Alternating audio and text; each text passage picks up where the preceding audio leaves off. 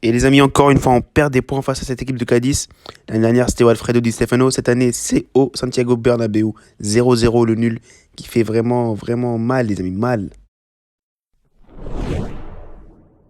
Salut à toutes et à tous, les amis. On se retrouve aujourd'hui pour débriefer le match entre le Real Madrid et Cadiz. Bah voilà, on reste premier au classement, ce qui est plutôt bien, mais on perd des points, les amis. On perd des points bêtement, bêtement face à cette équipe qui, sur le papier, on doit les battre, on doit les dominer. J'avais même prédit un score de 4-1.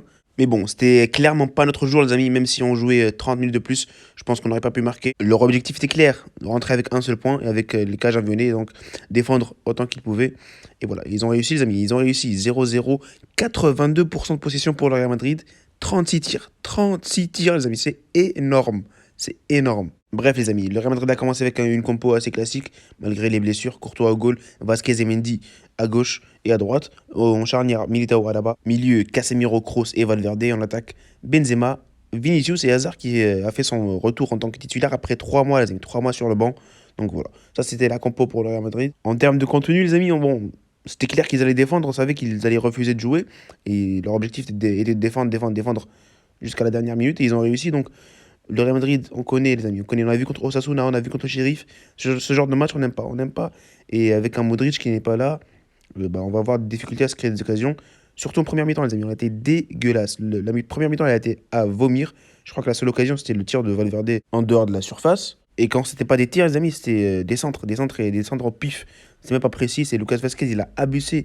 Pardon, il a abusé avec ses centres au hasard comme ça. Bon, ça n'a pas marché, c'était clair et net. La première mi-temps, elle était nulle, nulle, vraiment nulle. Et il fallait clairement, clairement voir un autre visage du Real en deuxième mi-temps. Bon, les changements, ils sont arrivés à la 70e minute, c'était Luka Jovic. Mais à part ça, pas grand-chose. J'aurais bien aimé voir le Peter Federico à la place de Lucas Vasquez. On sait qu'il joue. Il peut jouer arrière droit. Mais bon, Ancelotti a préféré laisser Vasquez. Mais bon, la deuxième mi-temps, grosso modo, elle a été bien meilleure. On a vu un Hazard qui est monté en puissance. La première mi-temps d'Hazard était dégueulasse, les amis. Et en deuxième mi-temps, il a été plutôt bon. Casemiro et Kroos aussi, ils ont plutôt réussi leur deuxième mi-temps. On a vu Kroos, les amis. J'ai vu une statistique sur Kroos. Il a créé 9 passes. 9 passes clés en deuxième mi-temps, les amis. C'est énormissime. Bon, on n'a pas été efficace aujourd'hui. On était tombé contre un très très bon Ledesma au goal. Et l'arrière droit aussi, il a été plutôt bon face à Vinicius, à Capo. Bref, les amis, s'il y a bien une chose à retenir de ce match, c'est que le Real galère encore face à ces équipes qui refusent entièrement de jouer, voilà, qui se stationnent, les amis, se stationnent de la première seconde jusqu'à la dernière. Voilà, ils viennent, bon, après je les comprends, les amis, je les comprends, ils n'ont pas les qualités que le Real a et ils sont obligés de faire comme ça, mais bon, c'est quand même une insulte au football, il faut le dire. Mais après, c'est compréhensible. Chacun sa technique, chacun sa manière de gratter des points. Donc voilà, ils ont réussi. Félicitations à eux. Et après, on a encore des matchs. On commence déjà. On a un match le mercredi, je crois, contre l'Athletic Bilbao. Il faudra gagner ce match parce que sinon, il y a Séville qui nous rattrape. Ils ont 6 points de retard. Ils ont un match en retard en plus. Donc voilà, il faudra tout simplement gagner ce match contre Bilbao parce que ça sera super important. Bon, les amis, les amis, les notes. On va faire très très vite avec Courtois au goal. Je donnerai une note de 6 sur 10. Bon, il a eu 0 tir cadré de la part de Cadiz. Donc, franchement, il peut vraiment rien faire. Il peut pas arrêter de tir. 0 tir cadré. Donc, voilà. Courtois 6. Vasquez, les amis. Vasquez, je donnerai une note de 5,5. J'ai pas été convaincu aujourd'hui sur ce côté droit. Et voilà, ils peuvent mieux faire. Ils peuvent vraiment mieux faire. J'aurais bien aimé un Peter Federico sur le côté droit vers la 70e minute. Un truc comme ça, pourquoi pas.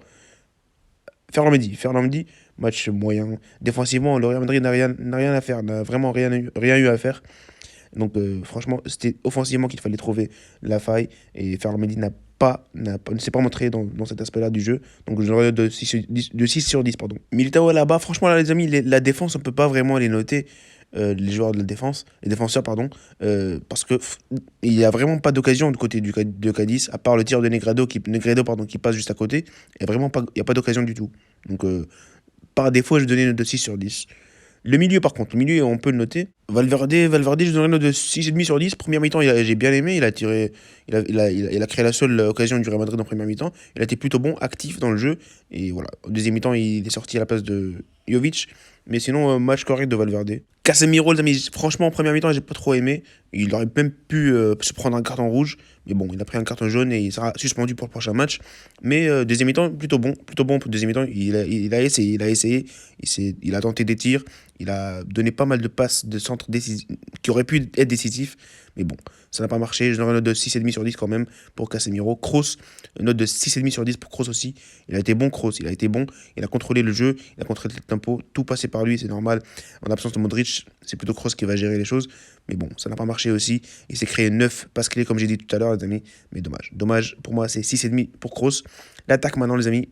Hazard, franchement, Hazard, première mi-temps. Si je devais noter la première mi-temps, j'aurais mis un 2 sur 10. Mais franchement, ça va. Ça va. En deuxième mi-temps, il a été plutôt bon. Même, ouais, bon, on va dire bon. J'aurais une note de 6,5 sur 10. Il a été bon et c'est encourageant. Parce que deuxième mi-temps, on a vu un beaucoup plus percutant, beaucoup plus énergétique. Et voilà, il a bien combiné avec Benzema et Vinicius en deuxième mi-temps. Donc franchement, bonne deuxième mi-temps, donc 6,5 sur 10. Vinicius, franchement, je vais lui donner une note de 6 sur 10. Je pense qu'il a raté son duel avec Akapo aujourd'hui. Et il aurait pu beaucoup mieux faire. Mais voilà, il s'est créé quelques occasions, mais c'est pas assez. C'est pas assez. Donc 6 sur 10 pour moi, pour Vinicius. Maintenant, Benzema, les amis, c'est son anniversaire. Mais franchement, je crois que c'est sa pire prestation avec le Real depuis le début de la saison. J'aurais une note de 5,5 sur 10. Il n'a pas été dans le jeu aujourd'hui. Après, je sais pas si c'est le système de l'équipe en face ou je sais pas quoi, mais il n'a pas été dans son match. Donc ouais, 5,5 sur 10 pour Benzema. Et voilà, mais ça, c'est les notes. Les remplaçants, bon, Jovic. Il a joué 20 minutes, il n'a pas fait grande chose. Voilà, un tir hors cadre. Voilà, à part ça, pas grand chose. Nacho, il a joué 5 minutes. Donc voilà. J'aurais bien aimé voir Peter Federico, comme j'ai dit, mais bon, Ancelotti, il n'y a pas beaucoup de choix sur le banc. Je peux le comprendre. Bref. 0-0, les amis. Le Real perd des points à la maison. Mais bon, c'est pas la fin du monde, les amis. Il y a encore pas mal de matchs. Et on va rebondir face à Bilbao ce mercredi. Le seul point positif, c'est qu'on est toujours invincible. Même si le nul, c'est un petit goût de défaite, mais bon. Voilà les amis, ça sera tout pour ce débrief. Salut et profitez des vôtres.